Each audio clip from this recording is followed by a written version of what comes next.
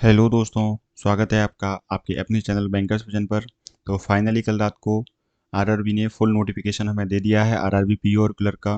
तो चलिए सारे नोटिफिकेशन पे एक बार नज़र मार लेते हैं, क्या चीज़ उसमें नई है, कितनी क्या वैकेंसी हैं, क्या एज क्राइटेरिया है, सब कुछ हम देख लेते हैं एक छोटे से टाइम में। तो सबसे पहले हम बात करते हैं एज क्राइटेरिया की। तो देखिए ये रहा आपका age criteria for officer scale 2 के लिए कम से कम 21 साल और 40 साल से कम। ठीक है। ऑफिसर स्कूल 2 मैनेजर के लिए भी 21 साल और मैक्सिमम 32 साल है। और ये जो एज है वो हमारी कब से काउंट हो रही है, 1 जून 2023 से। मतलब कल नोटिफिकेशन आया है, आज से ये काउंट होंगी, आज से ही हमारे फॉर्म बनने स्टार्ट हैं, आज से ही हमारी ये एज काउंट होगी। फॉर ऑफिसर स्केल 1 मतलब जो हमारा पीओ है उसके लिए मिनिमम 18 साल है और मैक्सिमम 30 साल है। 3/6/2019 से पहले आपका जन्म नहीं होना चाहिए और 31/5/2005 के बाद नहीं होना चाहिए। और बोथ डेट इंक्लूसिव मतलब ये दोनों जो डेट हैं वो भी इसमें इंक्लूड हैं। असिस्टेंट के लिए भी मिनिमम 18 साल है और मैक्सिमम 28 साल है। और दोनों के लिए भी वही डेट हैं, 2/6/1995 एंड लेटर देन 1/6/2005। ठीक है। और बाकी ये जो रिलैक्सेशन है वो एज वाइज सारे रिलैक्सेशन दिए गए हैं, तो ये आप देख लेना, ये कोई बहुत ज़्यादा इंपॉर्टेंट नहीं है। चलिए आगे बढ़ते हैं। आगे इसमें जो भी इम्पोर्टेंट है हम उस पर बात करते हैं।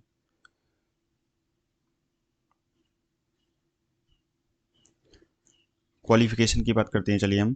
तो ऑफिस असिस्टेंट के लिए बैचलर डिग्री जो हर बार वो मांगते हैं, बैचलर डिग्री इन्होंने मांगा है और प्रोफिशिएंसी इन लोकल लैंग्वेज।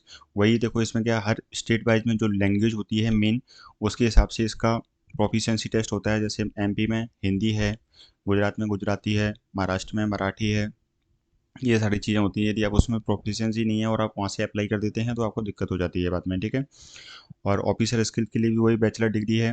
और ये उन्होंने कुछ दिया है कि इनको प्रेफरेंस देंगे, बट आपके पास बैचलर डिग्री है तो चल जाती है, कोई इसमें बड़ा इशू नहीं है। ऑफिसर स्किल 2 के लिए जनरल बैंकिंग मैनेजर के लिए बैचलर डिग्री मांगा है, बट इसके साथ साथ 2 ईयर का एक्सपीरियंस मांगा है एज अ ऑफिसर। ठीक है। मतलब क्लर्क वाले इसको नहीं भर सकते हैं, यदि आपके पास ऑफिसर का एक्सपीरियंस है तो ही आप इसको भर सकते हैं।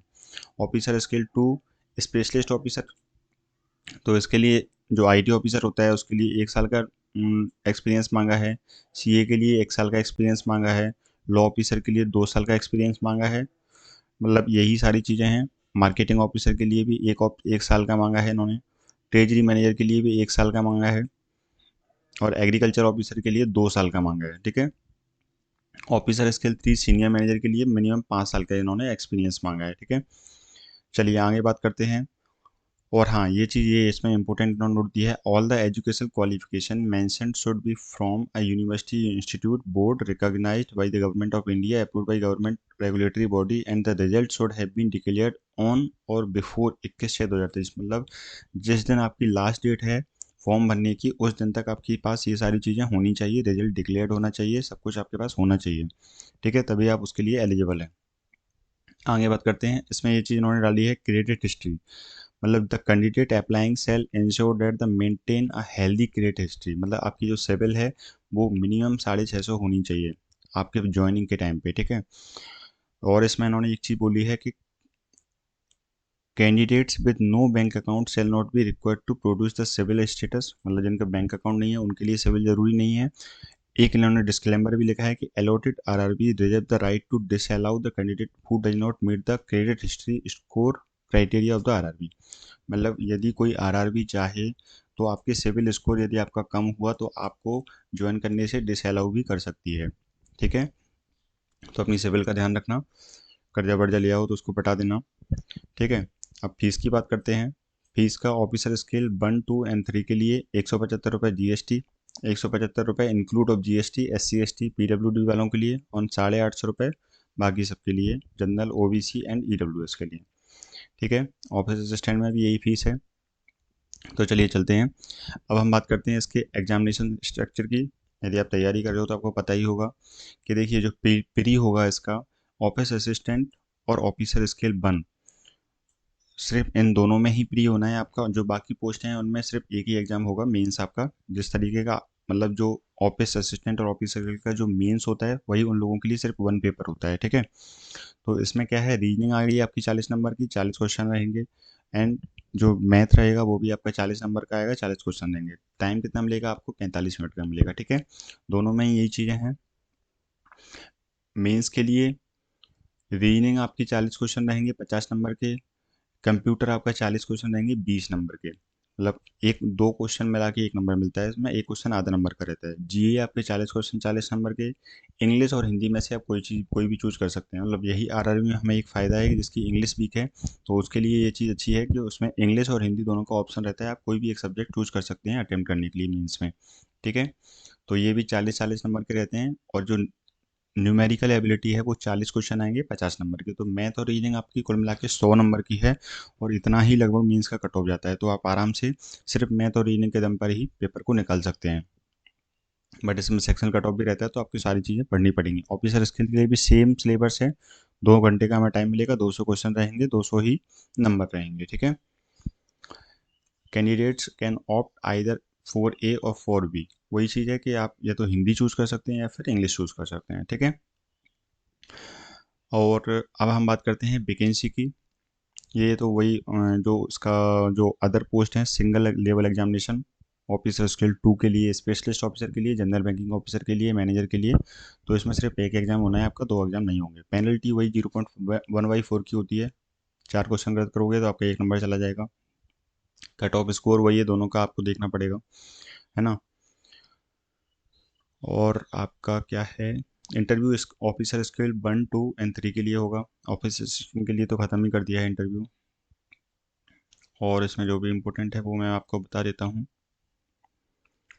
रिजल्ट इसका 1 जनवरी को आता है। आप अगर तैयारी कर रहे हैं तो आपको पता ही होगा ये चीज़।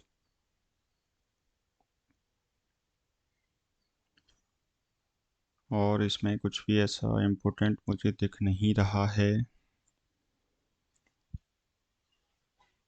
हाँ, ये आपकी डेट्स दी गई हैं।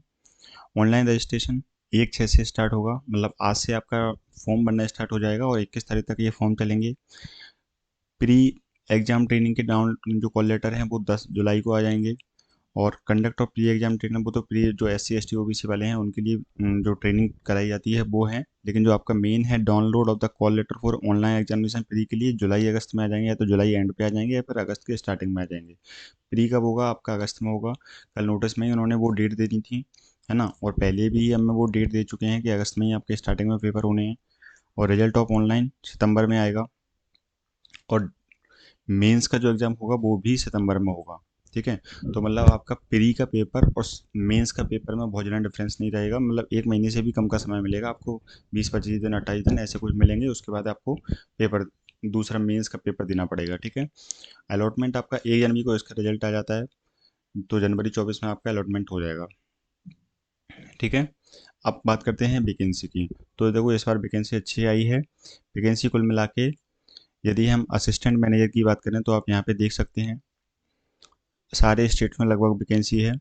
ये बड़ौदा, गुजरात ग्रामीण बैंक ये तो 2-3 साल से रिपोर्ट ही नहीं कर रही है वैकेंसी, बाकी लगभग सब जगह वैकेंसी है। यदि हम MP की बात करें तो 273 हैं। ये 273 MPGB की बात करें तो MPGB की टोटल वैकेंसी कितनी है? 273, है ना।